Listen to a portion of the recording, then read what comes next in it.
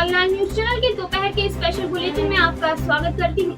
आज की प्रमुख खबरें इस प्रकार हैं। खटीमा में टोल टैक्स कर्मी को दबंगों ने पीटा। किच्छा में नशीली दवाइयों के साथ यूपी का तस्कर गिरफ्तार। हल्द्वानी में इस्पात सेंटर की आड़ में चल रहा अनैतिक धंधा। अल्मोड़ा में काबीना मंत्री धन सिंह रावत का बड़ा बयान, कहा 2024 तक टीबी मुक्त होगा उत्तराखंड। चंपावत विधानसभा से कांग्रेस प्रत्याशी निर्मला गहतोड़ी ने भाजपा पर लगाए धमकाने व बैनर पोस्टर फाड़ने के आरोप।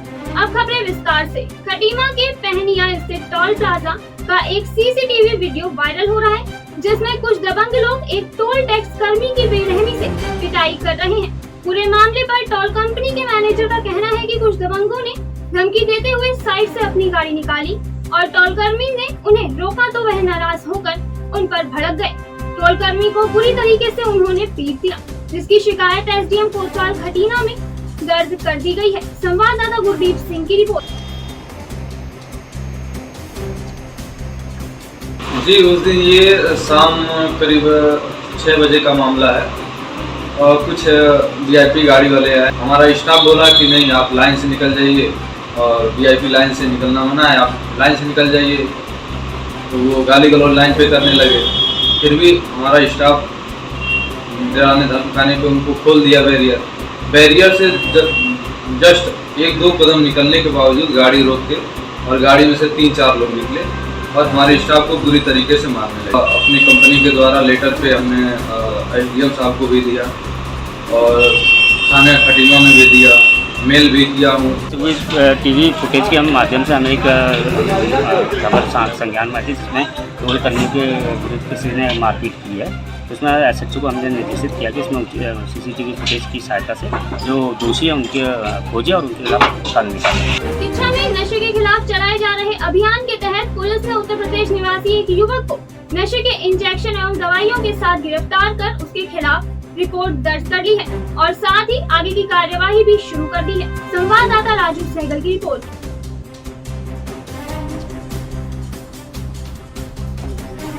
नशे की बढ़ती प्रवृत्ति को देखते हुए इस पर पुलिस के द्वारा 2 तरह से कार्रवाई की जा रही है। एक जागरूकता अभियान चला करके इसकी डिमांड को कम किया जा रहा है और साथ में इसकी सप्लाई चेन को तोड़ने का काम किया जा रहा है। तो इसी में हमारी टीम काफ़ी समय से लगी हुई थी। तो इसमें कोतवाली इंस्पेक्टर और एसएसआई किच्छा के नेतृत्व में इनको बड़ी सफलता मिली, जिसमें एक नशे के बड़े तस्कर को हम लोगों ने गिरफ्तार किया, जिसके पास से बड़ी मात्रा में नशीली इंजेक्शन, कैप्सूल और टैबलेट की खेप मिली है। इसमें लगभग 122 इंजेक्शन है, 1000 से अधिक इसमें टैबलेट्स हैं और लगभग 200 कैप्सूल हैं इसमें। तो इसमें जो कार्रवाई की गई उस कार्रवाई के अंतर्गत इनकी जो है पूरा ट्रेस किया गया चेन की, कहाँ से लाते हैं, कहाँ पे इसको सेल करते हैं। तो बेसिकली लालपुर और किच्छा क्षेत्र में इन नशीली दवाओं को बेचना पाएगा और इनका पीछे से भी ट्रेस किया जा रहा है। साथ में इसमें ड्रग्स विभाग जो है, ड्रग्स इंस्पेक्टर जो है, उनकी भी मदद ली जा रही है इसको पूरी चेन को ट्रेस करने में। और इस गिरफ्तारी से निश्चित रूप से लालपुर और किच्छा क्षेत्र में नशे की समस्या पर रोक लगेगी और लोगों के द्वारा भी इसकी काफ़ी प्रशंसा की जा रही है।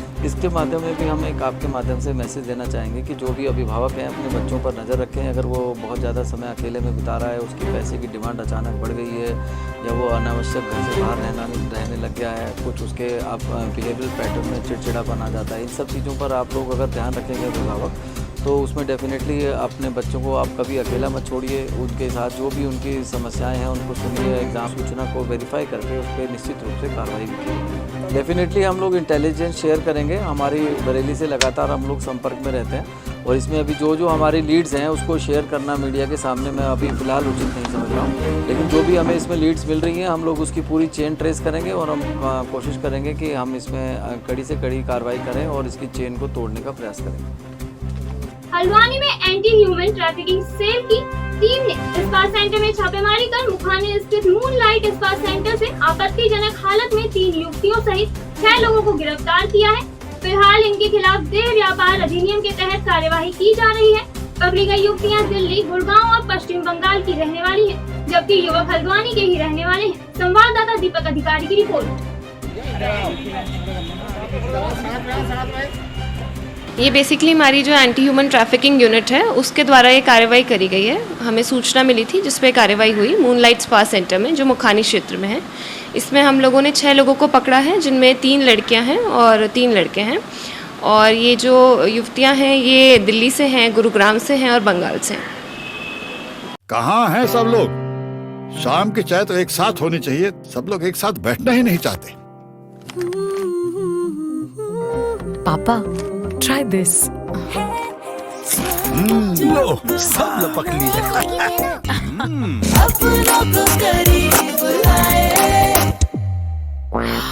ये क्या हाल कर दिया है रूम का? बस कल से चाय? कल से चाय मेरे रूम में। देवरपन नमकीन अपनों को करीब लाए। जिला विकास प्राधिकरण में कुमाऊं कमिश्नर के छापे के बाद पता चला है कि पिछले 4 साल में प्राधिकरण ने भ्रष्टाचार से संबंधित 309 से अधिक फाइल डंप की हैं, जिसके बाद उन फाइलों को खोलकर नोटिस भेजने की प्रक्रिया शुरू कर दी गई है। कुमाऊं कमिश्नर ने सारी फाइल की रिपोर्ट तलब की। वहीं इस बारे में बताया जा रहा है कि सभी फाइल व्यवसायिक प्रतिष्ठानों से जुड़ी हुई हैं। कमिश्नर दीपक रावत ने जिला विकास प्राधिकरण के सचिव और संयुक्त सचिव से स्पष्टीकरण की मांग भी की है। संवाददाता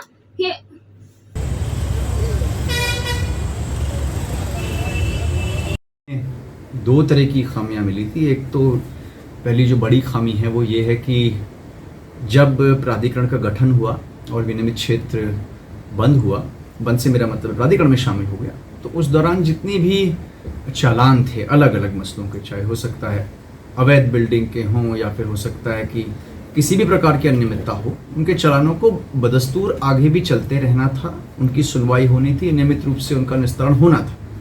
ये ना हो कि उन फाइल्स को बंद कर दिया गया। कैसे किया गया, क्यों किया गया, किसने किया, इस बारे में मैंने शो कॉज नोटिस जारी किया है बताने के लिए। और दूसरी अनियमितता जो उस दिन मैंने पाई थी वो ये थी कि जो प्राधिकरण की फाइल्स हैं जो कि कोर्ट्स हैं, कोर्ट्स होते हैं, कोर्ट्स में आप ये नहीं देख सकते कि तहसीलदार की कोर्ट है या एसडीएम की कोर्ट है या डीएम की कोर्ट है, कोर्ट है, उसके अपने प्रोसीजर्स होते हैं। उसमें जो एंट्री कर रहा है और नोट शीट्स पे नोट्स लिख रहा है वो एक ऐसा व्यक्ति है जो 3 साल पहले रिटायर हो चुका है। पहली बात तो उसको फाइलों पे किसी भी प्रकार का एक्सेस नहीं होना चाहिए, ऑफिस में भी एक्सेस नहीं होना चाहिए। एज अ शिकायतकर्ता वो जरूर आ सकता है, लेकिन एज अ कर्मचारी वो ऑफिस में नहीं आ सकता। हमारी फाइल्स उसकी कस्टडी में हैं, उसमें वो छेड़छाड़ कर रहा है, उसमें जो लिख रहा है, जो कि बहुत ही गैर जिम्मेदाराना एक तरह से कृत्य है।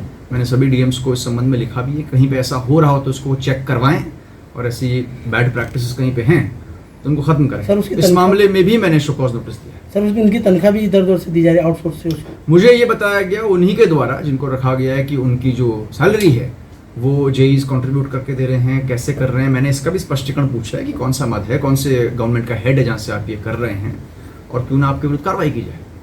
ठीक सर, थैंक यू।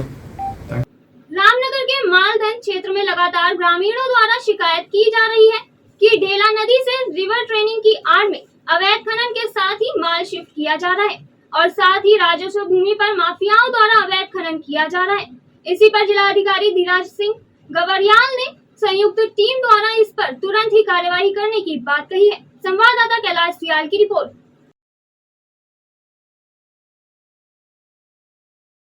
उसमें देखिए दोनों टीमें, जो हमारी फॉरेस्ट की टीम है, रेवेन्यू की टीम है, पुलिस की टीम है, इनको संयुक्त रूप से काम करना होगा। और अवैध खनन के मामले में आप लोग को पता ही है, जहाँ एक बहुत सारे लोगों का इन्वॉल्वमेंट हो सकता है, इनको कैसे हम लोगों ने कंट्रोल करना, उसमें संयुक्त टीम अब लगातार कार्रवाई करेगी।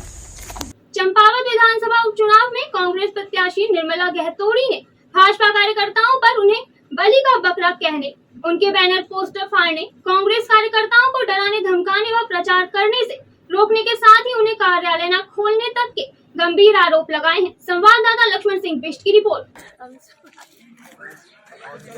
आइए, बधाई। आज चंपावत की देख चुकी जनता से मैं अपना एक दर्द बांटना चाहती हूँ। मैं यहाँ पर एक राष्ट्रीय दल की प्रत्याशी हूँ। यहाँ किस तरह से इन लोगों द्वारा एक नंगा नाच किया जा रहा है और मैं किसी दल की प्रत्याशी हूँ और मेरे खिलाफ मेरे झंडे, मेरे ऑफिस को बंद कर दिए जा रहे हैं। जो अभी मैंने बनबसा में एक ऑफिस खोला, उसको इन्होंने उस मालिक को धमका करके उसका ऑफिस बंद करवा दिया और मैंने फिर दोबारा ऑफिस खोला, उसको भी उसके मालिक को मैंने उद्घाटन कराया, लेकिन थोड़ी देर बाद उसको बंद कर दिया गया। इस तरह से जो नंगा नाच लोग खेल रहे हैं, मैं आपसे, क्योंकि मैं एक महिला हूँ, मेरे खिलाफ कई अभद्र शब्दों का भी प्रयोग किया जा रहा है। इन लोगों द्वारा अपने भाषण में कहा गया कि उसको बलि का बकरा बना दिया गया है। आपसे मैं यही अनुरोध करती हूँ, क्या आप अपनी महिलाओं को बलि चढ़ाते हो? अगर बलि चढ़ाते हो तो मैं आपके चरणों में अपनी बलि देने को तैयार हूँ। लेकिन जो इस लोकतंत्र का इतना गंदा नाच हो रहा है मुख्यमंत्री जी द्वारा, हमारे इस क्षेत्र की भाजपा के लोगों द्वारा हमारी जनता को डराया धमकाया जा रहा है, हमारे कार्यकर्ताओं को बाहर नहीं निकालने दिया जा रहा है।